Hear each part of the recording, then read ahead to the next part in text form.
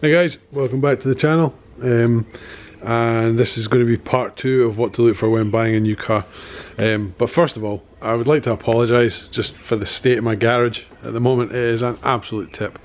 I'm helping my brother move house, and pretty much all of that, bar the compressor and the jack, is stuff from his house. So I want to apologise, my garage isn't normally this messy. Right, so let's get into it. So first thing to check, after you've checked all the other stuff from part 1 of the video, which if you're not seen yet, I'll leave a link to it in the description. But the next thing to check on the list is the paintwork of the car and the panel gaps, okay? So what I mean by panel gaps, like I explained in the last video, but what you want to do is you want to check all of them, is you want to check, make sure all the panel gaps are even all the way around, particularly on the doors and the boot, okay? Like I say, just check them, just make sure they're all okay. Next thing to check for is any scratches, dents, damage, anything like that on the car.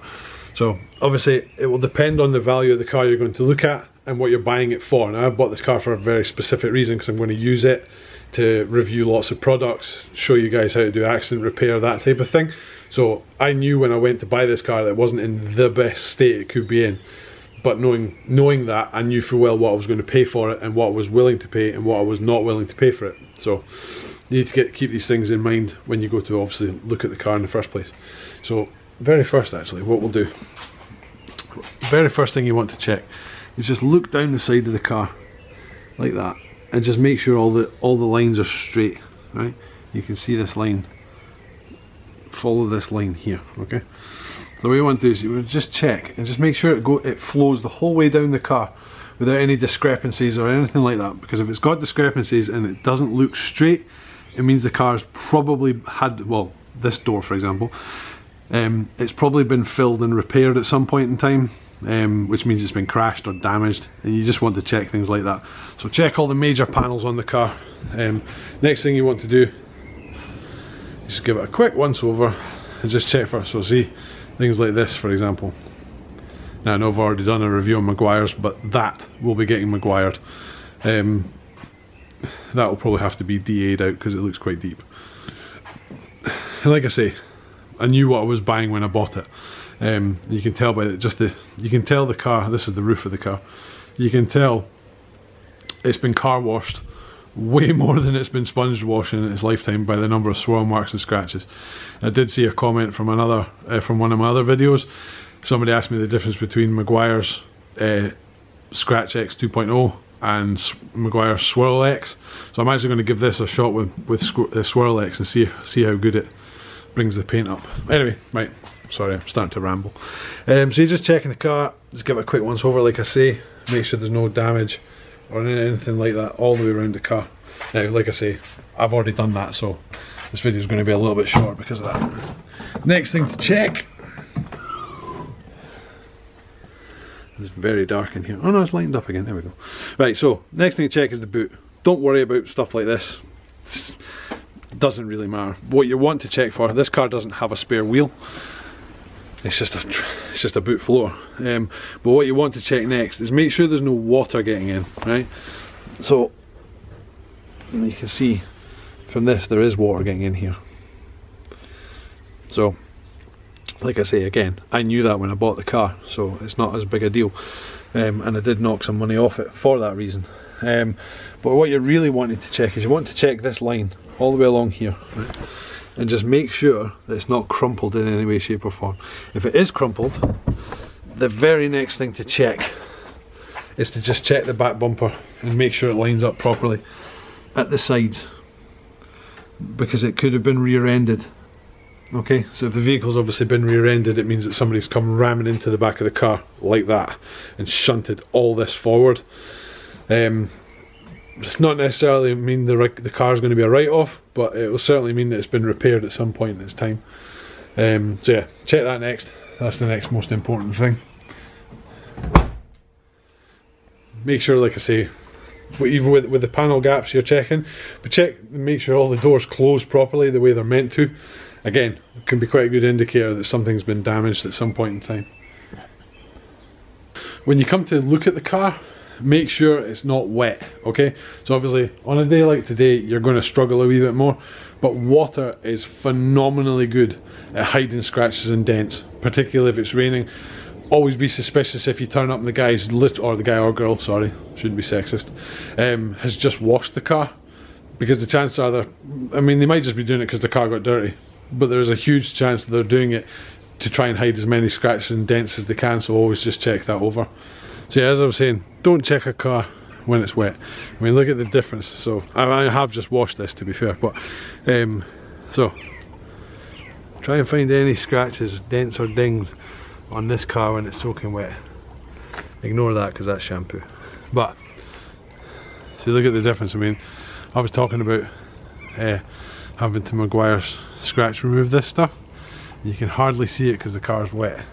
So always just make sure that the car's dry wherever possible, obviously, just so you don't get caught short with a lot of damage. I mean, you're never going to be able to check in that windscreen whether it's got a scratch or a dent, or you're never going to be able to check that windscreen to see if it's got any chip marks or it's cracked. It just won't show it. Same with the bonnet. I mean, you're not going to be able to tell anything. It looks, you know. So last thing to check with the paintwork, obviously check for dents, scratches, all that type of stuff. If you're doing it yourself like I am, you're fine, you can knock a bit of money off. If you're going to pay somebody to remove dents and scratches and all that stuff in your paint, you're going to spend quite a lot of money. I mean, if you take it to a professional car valeter to get all the dents and scrapes removed, you're £200–300 to get a car professionally valeted, and I mean properly valeted. Dents and scratches, you're anywhere from £50 a repair up to £1,000 a repair, depending on how bad the damage actually is.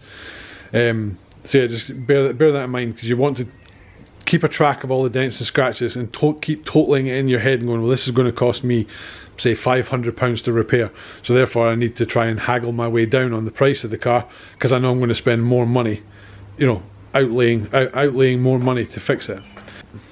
With this particular car, right, the Ford Focus, and it's every model of Ford Focus of this age, it's not just the STs, they suffer really badly over time from rusting arches where the plastic bumper meets the metal, right, and they'll rust in here from the two just rubbing against each other over time. You just check things like that. The internet is an absolutely wonderful place for information on cars, what to look for when you're buying one, all that type of stuff. So do your research, check the vehicle you're going to buy or you're hoping to buy for anything that owners that have had them for long enough now know all the pitfalls, so you know what to look for. Right, so alloy wheels, tyres and brake discs and pads. First thing to check, the alloy wheels, okay? Curb rash, one of my least favourite things in the world. Check for curb rash. If you're going to get, I mean, these alloy wheels, they're standard Ford wheels. They're not all that expensive to get repaired, but again, you're going to be spending money. I'm going to actually do a video on how to repair this yourself. But like I say, if you're not quite as open to trying things yourself and want to pay somebody, you're about £100 to fix that curb rash. So check all four wheels, check for the curb rash, because like I say, if you're fussed about that type of thing like I am, you're going to need to spend some money to get it fixed. Next thing to check is the tyres. Just make sure that they've all got decent tread on them, okay? So check all four tyres. You're just checking for the amount of depth left on the tyre itself. The other thing you're checking for, make sure it's wearing evenly from one side to the other. Like I say, this car's, the boy who had it before me looked after it mechanically, didn't look after it very well paintwork wise, but you want to just check the tyre right the way across, make sure it's wearing evenly.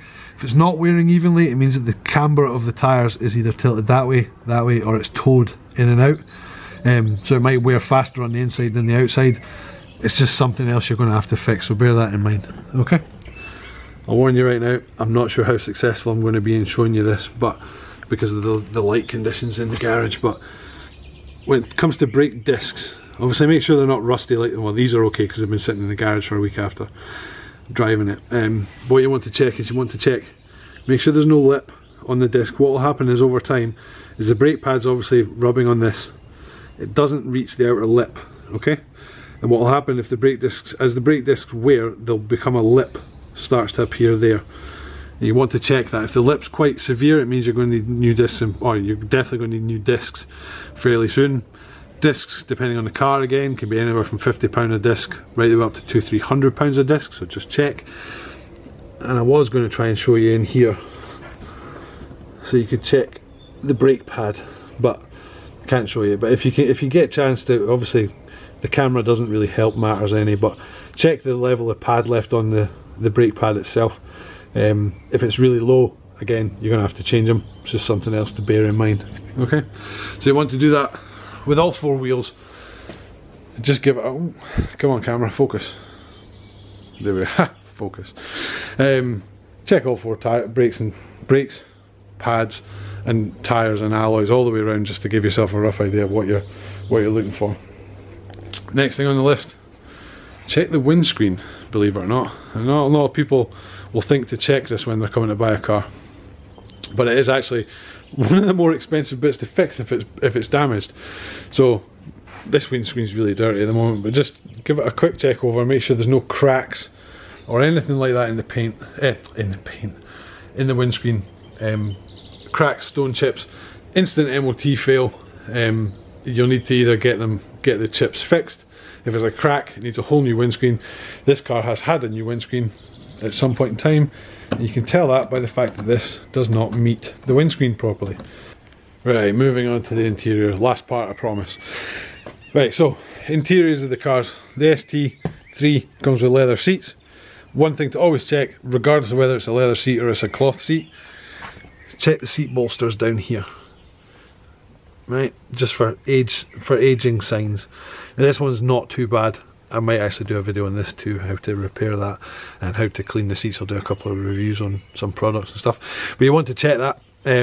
It's just it should match the mileage. Like I say, not a lot of people will buy and sell cars quite as frequently as I do.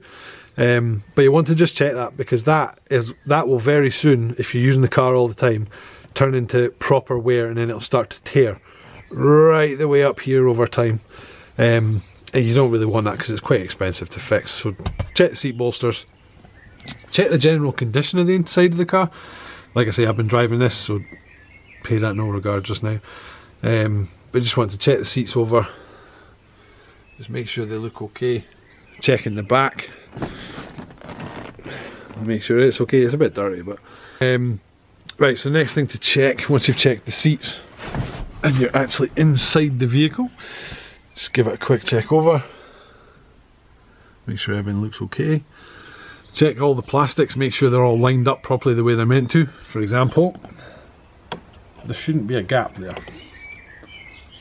See that? Which means at some point in time somebody's had the tweeters of the sound system in this car out and probably replaced them. So then just, like I said, check the centre console and stuff now. You'll see, and this is a really odd one. So the actual plastic is starting to bubble off of the buttons, which is quite weird. I've never seen that before in any car I've ever owned. But that's a thing. Yeah, I'm not going to worry about it too much. For this car, obviously, you want, in fact, for any car, sorry, not just this car, you want to check that all the electrics work. Okay, so if it's got electric mirrors, check the electric mirrors, make sure they move around the way they're meant to. Check that in this car it's got heated leather seats, so crank the seats up to full and make sure the seats go hot on both sides. Check the AC works, make sure it goes cold. Again, it's not much to get an air conditioning unit recharged, but just check it anyway. You know, these are all things that you're going to have to pay for yourself. Next thing to check is on the dash. So when you start the car up, I've not got the key in my pocket. A few moments later. Right, let's try that again. So just make sure that all the lights go out the way they're meant to. Driver says doors open, that's fine. It's another one of these cars that you've got to depress the clutch in. And then just fire it up and just make sure when the car starts up, now this car is going to be quite loud because it's got a modified exhaust on it. But when you start up, you just want to listen for any rattles and all kinds of weird noises that the engine might make.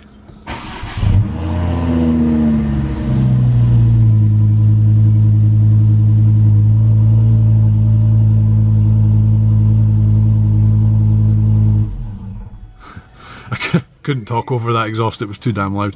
But basically when you start the car up, make sure the engine sounds like it's meant to. Make sure no weird lights come up on the dashboard that you're not expecting. Engine management lights, tyre pressure lights, anything like that. Just check all of that stuff.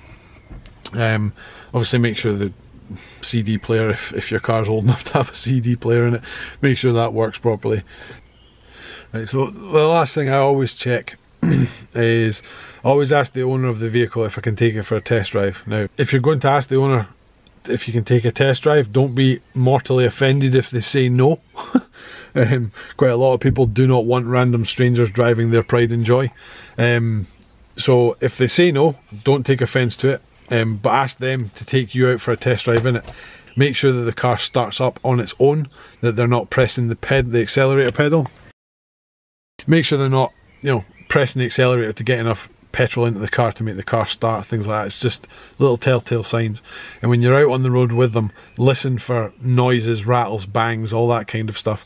Ask them to brake quite heavily to make sure the brakes are working the way they should.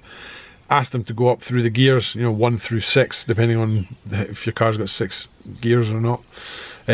Make sure it goes into reverse easily, that kind of thing. You know, just general things that you would expect to be fine when you're buying a car.